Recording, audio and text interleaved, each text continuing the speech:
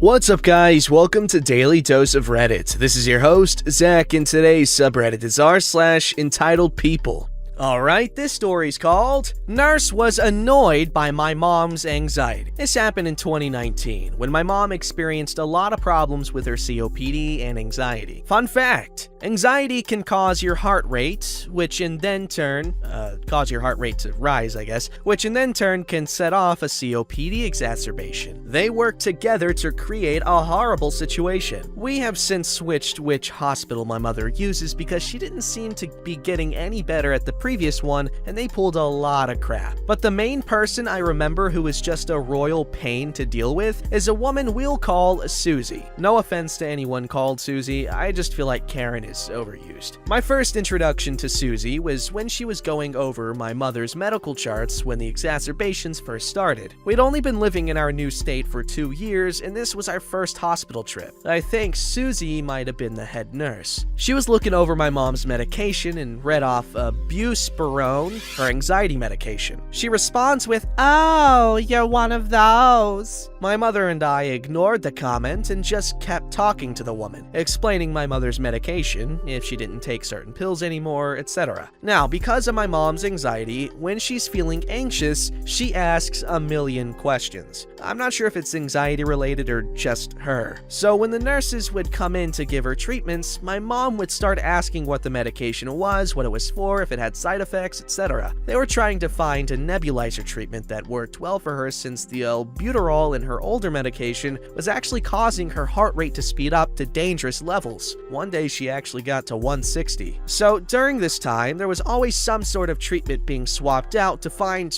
one that would work for her, as well as antibiotics to help with an infection in her lungs, which was also part of her problem. The nurses normally didn't have any problem answering her questions, but Susie seemed to. She acted as if she was personally insulted my mom was questioning what she was giving her, which of course kicked my mom's anxiety into overdrive. I was staying in the hospital with her that day and night to keep her calm and help her feel comfortable, so I got a front row seat to all of this. After the first week, Susie eventually would just tell her the name of the medication, but if my mom pressed for any more information on it, she would say something along the lines of, "It's to help you, just take it," which of course my mom would not want to take it. Cue me trying to talk her into taking it, and Susie getting annoyed. Eventually, I just started Googling everything to find out what it was, since Susie, just for some reason, decided her hill to die on was not letting my mom know the exact information about the medication she was giving her. I guess she wanted my mom to trust her, but due to her attitude, that was never gonna happen. I just figured maybe Susie was just tired of my mom's constant questions, and I could understand that. I sometimes myself get a little annoyed when she asks 10 different questions, sometimes repeating the questions over and over, but I'd rather be a little annoyed than have her anxious or upset because it makes her breathing worse and increases her heart rate to sometimes dangerous levels. We're in the middle of our second week, and fun fact about nebulizer treatments, they will make your hand shake uncontrollably. My mom was getting tired of trying to hold the nebulizer in her hand and to her mouth due to her shaking, and at some point I or the nurse on duty at the time had to hold it for her. One day, one little nurse came in. We'll call him Carl, and he was a sweet guy. He finally suggested to my mom about having her wear a mask so she could be hands-free and take her treatment. My mom was happy to hear that there was an alternative and asked if she could try it. Carl leaves, and while my mom finishes the treatment, Susie is the nurse that returns, and she begins telling my mom that she doesn't need the mask, that the masks are for patients that can't hold the nebulizer on their own due to problems like arthritis. I tried explaining to her how bad my mom's hands shake, and her response was, "Yeah, it's the medication, it'll do that." I tell her I know, and I just want my mom to be more comfortable. Susie, however, dismisses this by telling me it's better for my mom to just hold it before saying she had other patients she needed to take care of and left. I didn't really understand how making my mom try to hold on to something while she's struggling just to take a deep breath was helping her, but whatever, I guess. A few hours later, about 30 minutes before my mom's next treatment, bam! She starts having an exacerbation where she's struggling to breathe. I hit the nurse's call light, and in rushes Carl. Carl quickly helps get a treatment ready, but my mom is struggling to hold on to the nebulizer. I'm trying to keep my mother calm, and at one point, her hand begins to shake so bad she can barely keep the nebulizer in her mouth. I asked Carl if he could please find her a mask so she could properly take her treatment as I held the nebulizer for her. I felt like having the mask would ease her a bit. Carl seemed to hesitate. He said he would look after my mom became a bit more stable. Halfway through the treatment, my mom is finally taking in deep breaths, and Carl leaves to find a mask. Instead, Carl returns with Susie and another nurse I hadn't seen before. Susie once again tells my mom she doesn't need a mask. I tell her to look at my mom, saying that she can barely hold on to the nebulizer on her own. Carl agrees with me, saying it wouldn't hurt to let her just have a mask. Susie walks over, examines the contents in the nebulizer, then says, "She's almost halfway done anyways. There's no point in getting her one now." I'm so angry, but I'm keeping myself in check because if I get angry, it'll only stress my mother out. I couldn't believe she was being this stubborn over a non-issue like this. But I hadn't seen the worst of Susie yet. Susie then goes on a rant about how my mom is making their job more difficult, that she can't just have one of her little anxiety attacks when she doesn't get her way, that she needs to learn to calm herself down, which is hard to do when you can't freaking breathe. My mom, hearing this woman talk about her anxiety as if it's a child having a tantrum, starts getting upset and actually stops taking her treatment to tell her off the best she was able, saying that she would love to be able to breathe so she didn't have to be here and wish she could calm down, but that Susie was making that nearly impossible for her when she tried to prevent her doing anything that helped her keep calm at every turn. Susie said that my mom needs to learn to get over things, and then turns to Carl and starts berating him for giving my mom a nebulizer treatment 30 minutes ahead of schedule. Carl just sheepishly stares at her and apologizes. I really felt bad for him. Now, Susie is not really talking in a calm voice, but she's not outright yelling either.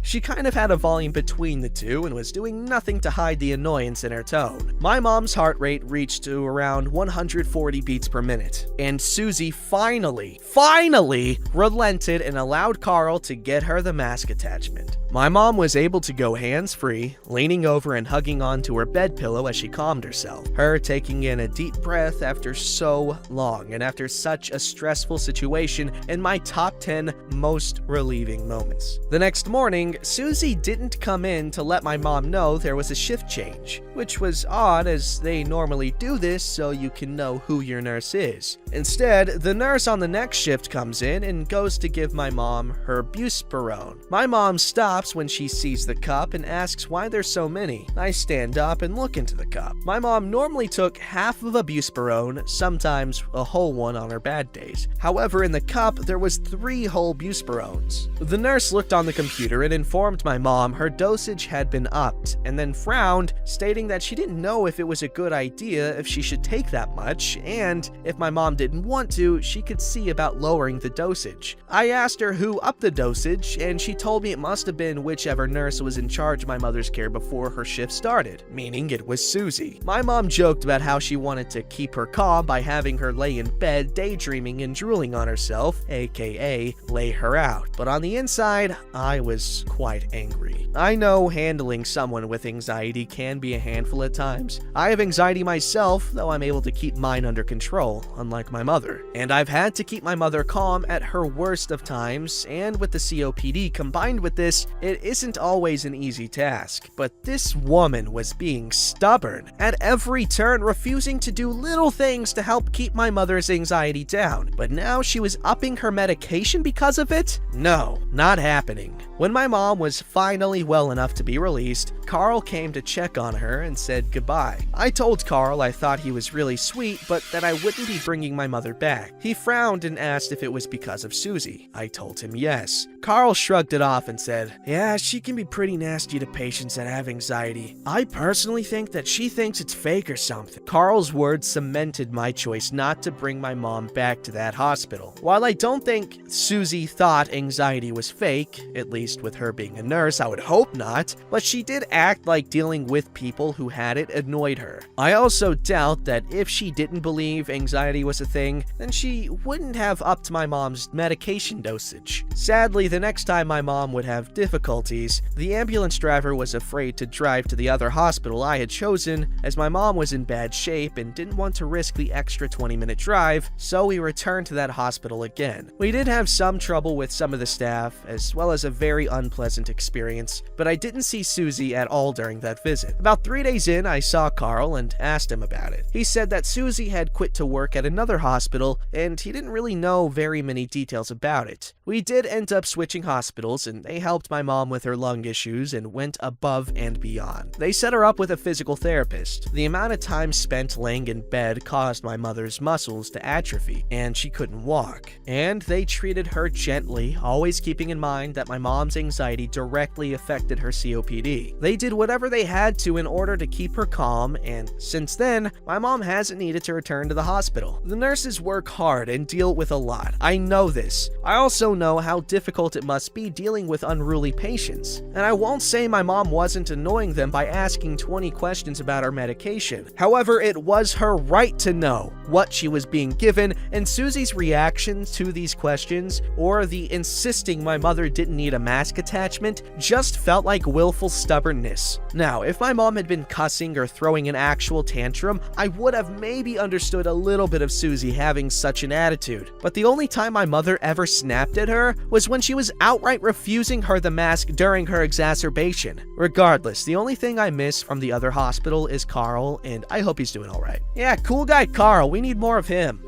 Less Susie though, she sucked. Sucky Susie versus cool guy Carl. The battle of the ages. Yeah, we're gonna be serving hot dogs with lots of relish and mustard. Relish, not so much actually. I'm not that huge of a fan, unless it's like a more sour as opposed to sweet relish, and like it has a bit of a texture, but like mustard is a must. I love mustard is a must. I love mustard. It's my favorite condiment. I'm comfortably saying that now. I used to be scared of it. I used to be scared of mayo too, because you know like ketchup water and mustard water when you don't shake it? I used to be terrified that like one day I'd like squirt mayo and like mayo water would come out. But obviously that's not how it works, because like, you know, it's literally just like egg and oil emulsion. But anyway, mustard's like the best condiment, hands down.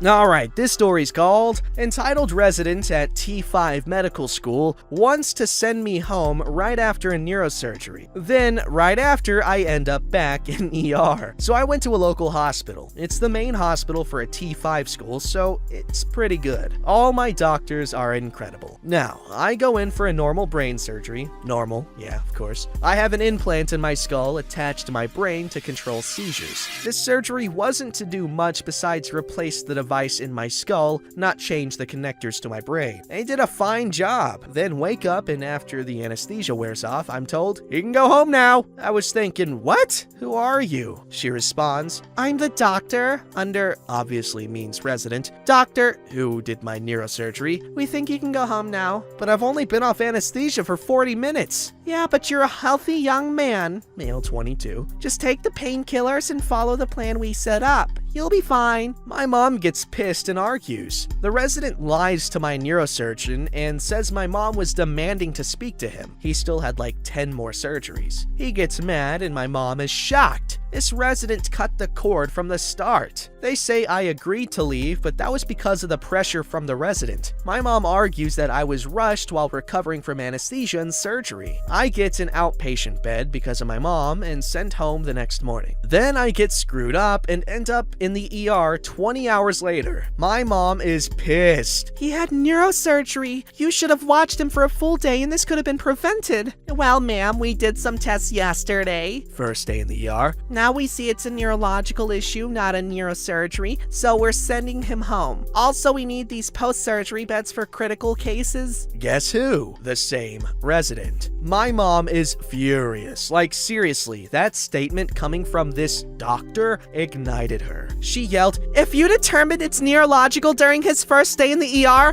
why are you discharging him today? Send him to neurology or I'll file a complaint on you, and we both know what patient neglect complaints can do to a resident's future." This doctor gets scared and sends me to neurology for the next 4 days where I actually get helped. But seriously, this hospital was fine, but this resident who had just finished medical school had such a superiority complex, she tried to shove me out regardless of what I said. Like, I don't feel well this way or that way. Jeez, man, this is scary. Like, people could just do that. Like, doctors and everything. Wow, both of these were medical related. That's crazy. But like, both of these stories are incredibly concerning because you don't know what you're gonna get when you go to a hospital, unless it's like some sort of like fancy schmancy hospital for like rich kids. But like, what about the poor kids? They don't have much of a choice, especially if you're poor. They give less of a crap about you. I'm sorry, that's just how it is. Don't forget to like, subscribe, and hit that bell to never miss an episode.